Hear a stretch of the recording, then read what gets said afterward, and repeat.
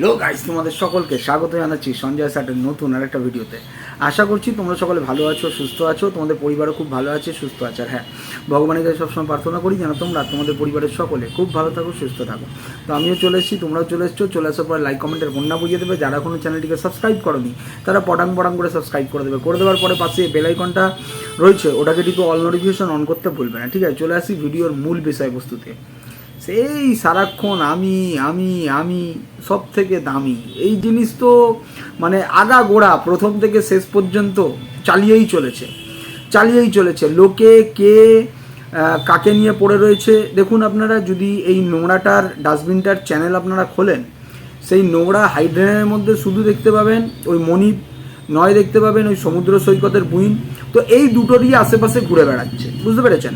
আর যদি সময় টময় পায়, মানে যখন দেখবে কন্টেন্টের অভাব হচ্ছে, তখন আশেপাশে যারা কন্ট্রোভার্সি ক্রিয়েটাররা রয়েছে তো তাদেরকে ধরে একটু টানাটানি করে আর কি, ঠিক আছে?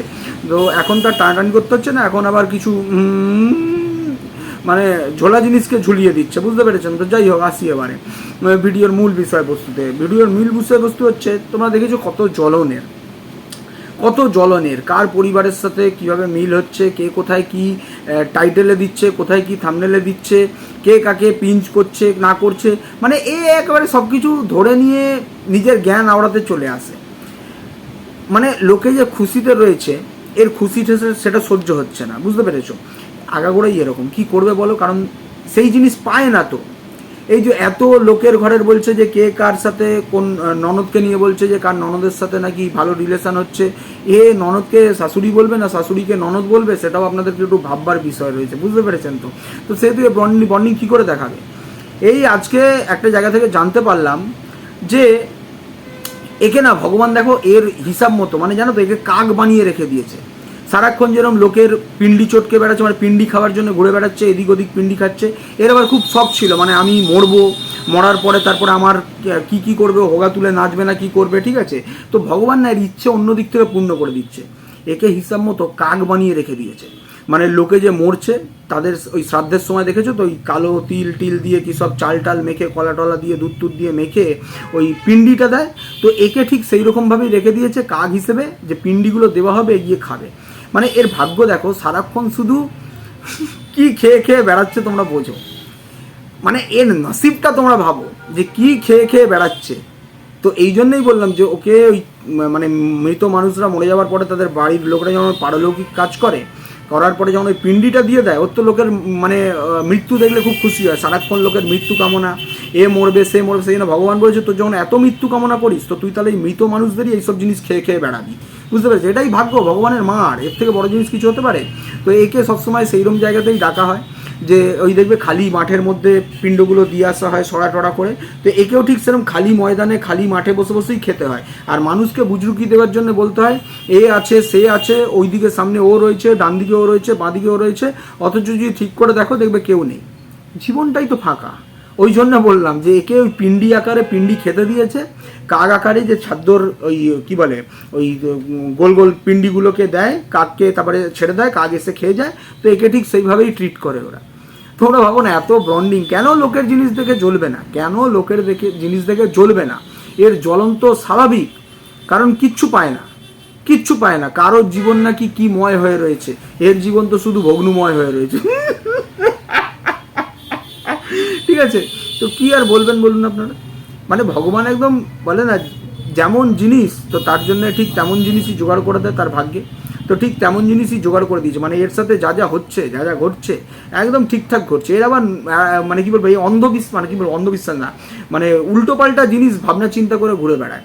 এ এখন লোককে বোঝাতে চাইছে বিশেষ করে, এরা না চেয়েছিল আমি করবো, এরা না চেয়েছিল ভেড়া হচ্ছে ঘেউ করবে, ঠিক আছে? ভেড়া হচ্ছে ঘেউ করবে, ঠিক আছে? এইসব নাকি ভাবনা চিন্তা ছিল যে এরা করেছে তারা করেছে তা আমিও করবো। তোর ভুল ধারণা।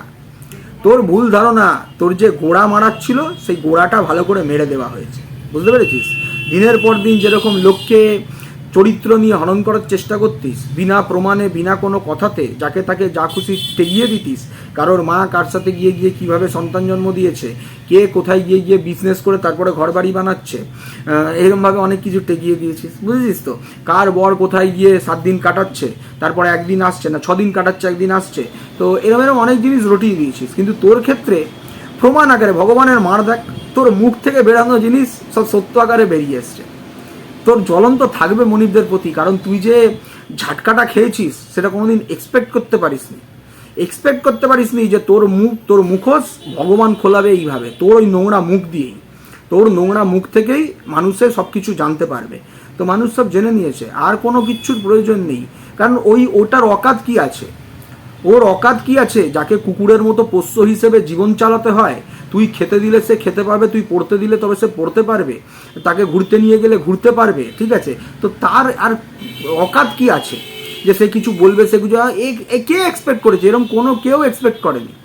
সবাই এক্সপেক্ট করেছে যে তোর যেই নোংরা কালা চিঠা, তুই যেই নোংরামি লোকের গায়ে ছড়িয়ে বেড়াস, তো তোর আসল জিনিসটা মানুষের জানার দরকার ছিল, সেটা মানুষ জেনে নিয়েছে, আর ভালোভাবে জেনে নিয়েছে, ভালোভাবে বুঝে নিয়েছে। বুঝতে পেরেছিস?